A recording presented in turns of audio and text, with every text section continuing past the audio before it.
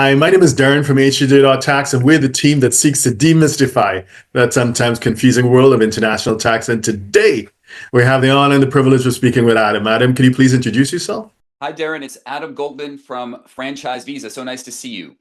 Fantastic. As an E2 visa applicant, how much time do you need to devote to the project? Or is it something that you could just invest in passively and step back and let somebody else run it? Look, when you're applying, right, you're applying as an owner operator, right? Right. It's different than other businesses where you're supposedly making an investment in some sort of real estate complex or apartment, and it's totally absentee, right? But actually, just picking back on that, it's not like someone from the immigration authorities is going to come to your business and make sure that you're there from 9 to 5 throughout the course of the day, right?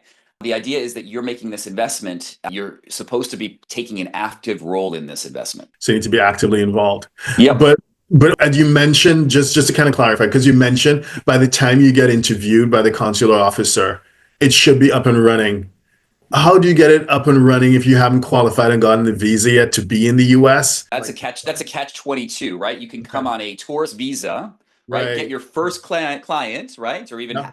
have someone that you actually get that first client and then you go to the consulate. We're not talking about having Right. 10 clients, we're having one invoice and signing a lease at a WeWork or something to that effect. And frankly, I'm not an attorney, right? But this is what I hear through this industry. Gotcha. Thank you. And Adam, if someone wants to get in touch with you, what's the best way to do that? Best way to do that is to reach out to me, right? My website is franchisevisa.net, and I'd be very happy to chat with you. Fantastic. Thank you.